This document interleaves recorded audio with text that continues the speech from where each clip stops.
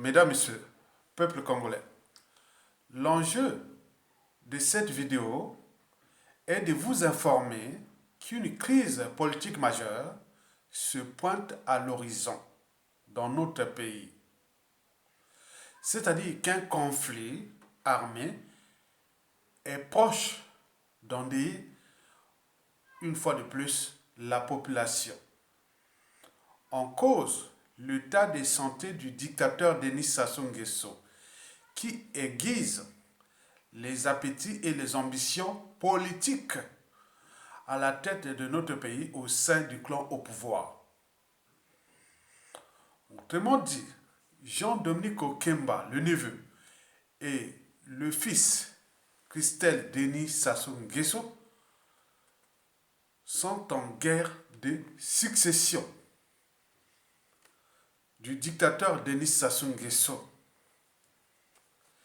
Ils risquent de s'affronter et de se fracasser. Je vous informe que cette succession qui se dessine est aussi au cœur ou au centre des enjeux géostratégiques entre la France-Afrique mal en point et l'Eurasie, Chine et Russie en puissance en Afrique.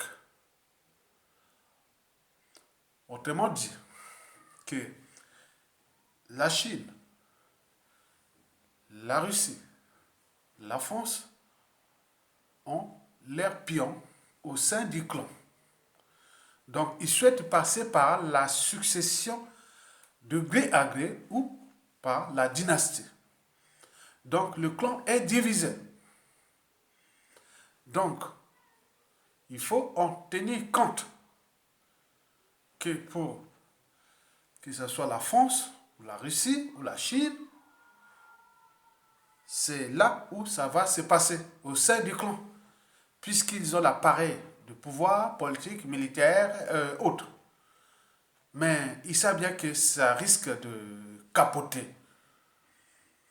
C'est la raison pour laquelle vous avez certainement vu que ces derniers temps, je ne cesse d'alerter, sensibiliser, conscientiser et mobiliser le chef d'état-major des armées, le général Okoye, au sujet du respect des fondamentaux des armées d'une nation au regard de la situation dictatoriale et des enjeux précités ou à venir, et notamment ce qui concerne la chute ou la mort par la maladie de Denis Sassou Nguesso, parce qu'il a ses 84 ans déjà, il perd la tête. Et vous avez tout compris. Deuxièmement, il faut le savoir que la volonté manifeste du peuple est contre la succession, qu'elle soit de gré à gré ou par la dynastie. Donc, vous devez en tenir compte que pour eux, le pouvoir est comme le gibier, il est dans le filet. Mais ce pouvoir-là, ce gibier-là, va aller de quel côté? Jean-Dominique Okemba ou Denis Sassou Nguesso? Et derrière, il y a les puissances qui sont là, la France-Afrique, les Russes, les Chinois. Donc, nous, peuple, on est là, on les observe. Et donc, c'est la raison pour laquelle nous avions cet individu qui s'appelle le général Guy Blanchard-Okoye, qui malgré ses points forts et points faibles, que je l'ai alerté et publié, que même les internautes ont dit, monsieur le général Guy Blanchard-Okoye devait écouter Ayatonga, un cerveau, une matière grise et l'intellectuel. Donc on analyse les indicateurs, on voit tout ce qui s'est passé par rapport, en faisant la lecture de la chute des indicateurs, en faisant la lecture des enjeux géostratégiques qui se dessinent en Afrique, en tenant compte des contentieux historiques dans ce pays, de la géopolitique nord-sud et de tout ce qui s'est passé, que nous avions encore un président qui fut élu en 2016 et qui est en prison. Donc il faut savoir aussi, on tenir compte de la situation du pays qui est intenable. Le pays est dans la merde, en faillite, un riche pays ruiné et détruit pour rien. Donc qui va diriger ce pays-là dans la situation où un membre du clan vient encore s'accaparer de ce pays comme si c'est leur propriété privée, l'héritage? Certainement pas. Donc il y a une volonté générale. Il faut en tenir compte des problèmes des tribus, des groupes ethniques et de tout ce qui est mélangé. Même au nord, le clan Sassou Nguesso est isolé. Parce que Sassou Nguesso pourra entretenir tout ce monde-là qu'il a acheté l'air conscient, qui leur a fait peur et autres. Mais qui du membre du clan peut tenir face à la volonté générale, c'est-à-dire la volonté du peuple, à s'affranchir du clan Sassou Nguesso et du clan d'Emboshi. Et je n'ai d'ailleurs alerté l'Emboshi, temporisez-vous. L'histoire n'est pas encore terminée. Vous pourrez avoir un individu comme le fils Jacques Opango ou comme d'autres, dans 30 ans, 40 ans, 50 ans. Mais pourquoi foutre tout en l'air au moment que tout est déjà perdu? Donc c'est ça que j'appelle au général Okoye. Je suis en train de les conseiller, respecter les fondamentaux d'une armée. Un, protéger les territoires. On nous signale qu'il y a des mouvements, Denis Christel, Sassou Nguesso sont en train d'apporter des mercenaires. Mais vous êtes chef d'état-major des armées, donc vous connaissez comment fonctionne le dispositif, le fonctionnement autre. Respect les fondamentaux des armées, c'est protéger le peuple et les institutions quand ils sont en danger. En ce moment, ils sont en danger. Il y a des individus, ou même plusieurs dans le clan, voilà, qui cherchent à s'accaparer de ça. Vous devez dire non. Vous devez avoir l'esprit de Moussa Bakani, de Mousaka, du général Jean-Marie Michel Mokoko et autres, des grands des armées congolaises qui sont passés, qui avaient privilégié le peuple, la nation, aux intérêts particuliers, partisans, au conflit d'intérêts. L'État est impersonnel, c'est un bien commun. Donc vous aviez un passif, vous avez quelque chose vous avez une mauvaise image dans ce pays. Prenez votre responsabilité de le réparer ça, qui va rentrer dans les affaires d'État, les raisons d'État. On en a vu à la fin de l'apartheid en Afrique du Sud. On en a protégé beaucoup de gens qui étaient sortis de là. Au Congo, nous avons la continuité d'État, nous avons ça. Donc, j'en appelle au général Guy Blanchard-Okoye de prendre votre responsabilité. Que vous contrôlez tous les dispositifs. Que ce soit Jean-Dominique Okemba, que ce soit Denis Christel qui cherche ses mercenaires. Okemba qui cherche à placer maintenant ses pions militaires et autres. Donc, il faut les réfléchir que s'il passe là, c'est vous qui serez la première victime. Général Guy Blanchard-Okoye. Vous connaissez comment ça se passe dans ces systèmes, surtout liberticides, antisociaux, autres qui arrivent par les chutes. Donc, ils seront les premiers à partir, c'est vous. Ça sous l'a fait depuis historiquement, vous les connaissez.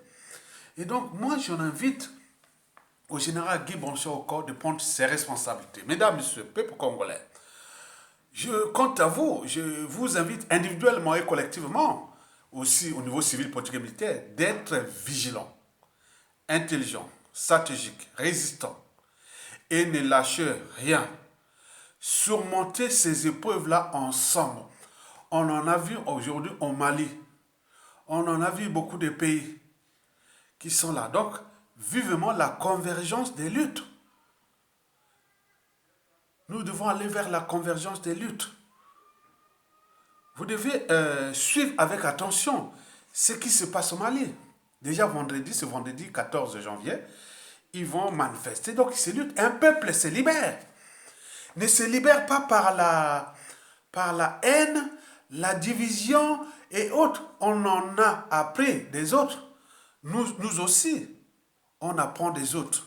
On apprend de nos erreurs. Depuis 1997, on ne cessait de se diviser. La haine, les injures, les menaces, le tribalisme, la traîtrise et autres. Mais ça nourrit Sassou Nguesso parce que c'est la substance qui nourrit Sassou Nguesso, parce que tout régime tyrannique tire sa substance par la haine et la division de ses sujets. Mais quand ils sont unis, là, ça y est, ils n'en veulent pas. On nous signale. Moi, je suis de la cuvette, non? Tu crois qu'il est au pouvoir de Sassou Nguesso, je fais un peu le con.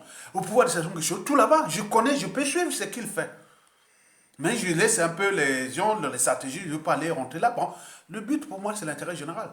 Et donc, depuis qu'arrivent les médias et les réseaux sociaux, qui s'assoient à demander, mais qui a créé Internet?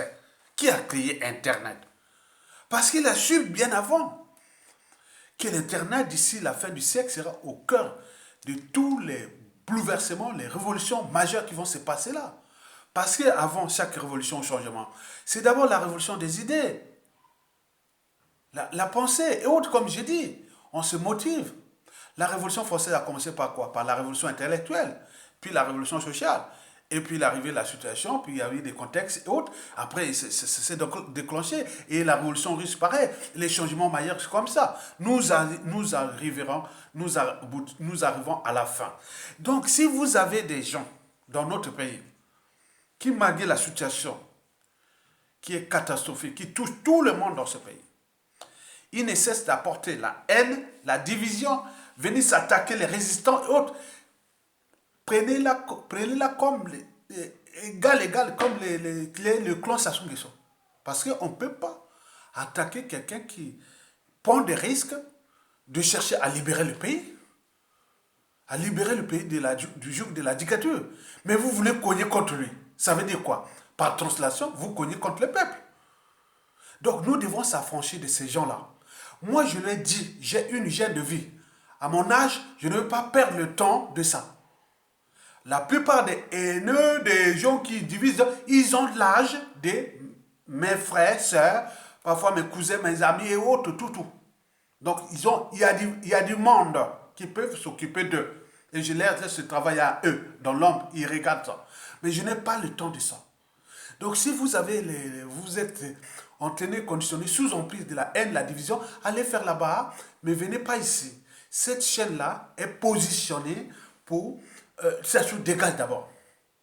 Nous avions les outils d'aide à la décision, nous avions le cerveau, nous avons l'expérience, nous avons des gens, des talents et des bonnes volontés qui, à la chute des Sassou, pourront guérir le Congo. Donc, par conséquent, si vous n'avez rien à faire, allez s'attaquer à Sassou Nguesso. Ne venez pas nous attaquer. Vous nous attaquez pour moi. Tout qui attaque, c'est qui attaque le peuple. Il m'attaque aussi, bien entendu. Je ne veux pas suivre ça. Donc, c'est la raison pour laquelle la plupart des informations qui arrivent là-bas, que je ne sais pas, hein, parce que je ne lis pas ces jours-là. Il y a beaucoup de médias africains, du Cameroun, du Gabon, de la République démocratique du Congo, du Tchad, du Cameroun, de la Côte d'Ivoire, du Togo, du Mali, du Sénégal, de l'Algérie, partout, dans toute l'Afrique, surtout francophone. Je visite tout. J'aime aller, voilà, m'évader parfois dans les médias et tout ce qui est écrit, blog, médias, réseaux sociaux, tout ça, africains qui écrivent des trucs vraiment merveilleux pour le continent. J'en apprends là-bas. Je viens au Congo, j'ai des informations où parfois quand on dit, bon, mais tel Mobile, ça fait une émission très intéressante. Là, je vais voir. Zana TV a fait une émission très intéressante. On va voir Ayatonga. Moi, je vois tout du Congo. Hein. Je vous dis que tout ce qui est du Congo, là, tout ce que vous écrivez dans, si vous avez une chaîne YouTube, ou que ce soit Facebook, que ce soit partout, les blogs, tout ça, je lis tout. Ce qui fait ma puissance. Donc, je ne perds rien. Donc, quand je lis, j'ai une grille d'analyse pour réfléchir. C'est là que je tire toutes les informations. Sans oublier les canaux que j'ai. Hein. Moi, j'ai des gros canaux, je suis de la cuvette, non? Sassou Nguesso, il y a beaucoup de Banquois qui sont chez lui là-bas, non?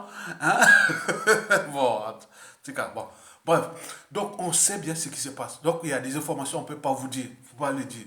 Donc je donne seulement tout ce qui est visible, c'est-à-dire qui peut pour mobiliser les uns des autres. Mais les informations sensibles, il y a des stratégies qu'on ne peut pas le dire. Mais visiblement, pour informer tout le monde, j'ai un appel au général Guy Blanchard de prendre ses responsabilités. Pour terminer, bon, je vous dis que Togolonga, on va gagner parce qu'on a les derniers mots, les derniers jugements. Donc, nous, la victoire est proche. Donc là, maintenant, je voulais laisser avec cette information-là, parce que vous voyez que Sassou Nguesso passe l'essentiel de son temps à Oyo. Hein? Maintenant, là, il est parti là-bas depuis le 8 hein, de janvier. Et donc, il revient samedi, là, hein, le 15 le 15 janvier là, 2022. Maintenant, après, on a signalé que le mardi, je sais pas, 18, il va recevoir pour les sommets de la CAC. Je sais pas qu'est-ce que ça sert. Et après, bon, à partir du 19, je pense, il va aller à Pointe-Noire jusqu'au 23. Qu'est-ce qu'il va faire là-bas? Il va inaugurer les affaires de Bolloré et des trucs urbains de merde, que merde de verre. Donc, il perd son temps. On nous signale que, attention, il risque des sacrifices humains énormes. Donc, vous qui circulez sur les routes du Congo, océan du Nord, océan du Sud, que ce soit tous ces laboratoires, le risque de sacrifice humain est élevé. On vous demande que si vous avez les chauffeurs et non, demandez, parlez à eux, calmez-vous parce que parfois ce sont des auxiliaires qui sont payés pour aller tuer les gens. Donc il faut faire attention. Donc il faut voir parce que son pouvoir se nourrit que du sang des Congolais. Maintenant, comme les circuits de ces nervis sont grillés, donc ils cherchent tous les moyens pour éliminer. Il y a toujours du sang qui coule au Congo. Sans que le sang coule, si le sang ne coule pas au Congo, mais ça n'est pas. Voilà, donc maintenant, donc il va aller à Pointe-Noire là-bas, du 19 jusqu'au 23 ou 24. Là, après, il revient le 24 janvier à Brazzaville pour recevoir la dépouille de l'ancien premier ministre Clément Mwamba. Tu vois, ça c'est toujours là où il y a les corps, voilà, parce que ça lui fait la puissance, que tout le monde est passé, il les a tués tous. Ils sont tous morts, mais lui, il est là, il se croit Dieu. C'est pourquoi nous devons nous battre pour les faire partir. Et enfin, bon, après le 24, il va repartir encore au Yo là-bas, aller préparer les coups bas et coups tordus contre le peuple, contre tout le monde. Donc, nous ne pourrons pas se laisser faire. Résistons, ne lâchons rien. Les peuples se libèrent. Regardez ce qui se passe en Mali. Le panafricanisme commence par là. On apprend des autres. On apprend de ses erreurs. Donc tous ces gens-là qui sont là dans la haine et la division, qui vivent en Occident, je vous demande supplément, je vous prie, allez voir dans vos pays là-bas, par exemple en France. Vous pouvez écrire aux députés, aux maires, et aller mobiliser même les Français pour diviser la France en deux parties parce qu'il y a la France-Afrique, il y a le racisme, il y a les autres. Donc vous pouvez faire ça. Pourquoi ne le faites que pour votre pays? Hein? Vous êtes là tranquille ici, hein, comme des indigènes ou autres. Maintenant, vous sortez Gaïa pour aller fracasser vos pays. Mais ça ne passera pas. Donc, vous devez combattre ces gens-là. Historiquement, depuis la création des États-Unis, les sécessionnistes, les gens qui ont merdé, ici, ça a été terminé très très mal contre ces gens-là. En Occident, ici, c'est comme ça. Attention, hein. Et dans d'autres pays, encore en Asie, ou attends, les gens là terminent très mal leur vie. Parce que, attends, un seul individu qui est venu fracasser un pays avec la complicité de la communauté internationale par son cheval de Troie qui est la France-Afrique, et nous sommes là en train de nous déchirer, nous ont haïs à cause. Attends, c'est pas possible. Il faut réfléchir, c'est comme un médecin. Il y a des médecins qui sont là que pour médecins qu'on appelle les médecins symptomatiques. Donc vous venez voir, vous avez une fièvre. Bon. On vous donne les Doliprane et autres. Bon, très bien. Mais est-ce que la fièvre là est due à quoi? D'où les médecins qui sont ici, qui peuvent aller vraiment savoir, mesurer le sang, la température, voir les scanners, les corps et autres, pour voir pourquoi il a ça. Mais nous, c'est ça aussi. Nous, c'est pas parce que ça soit là, alors là, on fait donc, il faut maintenant diviser le pays. Non, il faut demander pourquoi on est arrivé là. C'est ce que nous faisons. Et nous vaincrons à la chute de Sassou Nguesso. Donc, regroupez-vous avec les gens qui ont la même mission que vous. Tokolonga. Vive la victoire est imminente. À bientôt. Merci beaucoup, peuple congolais.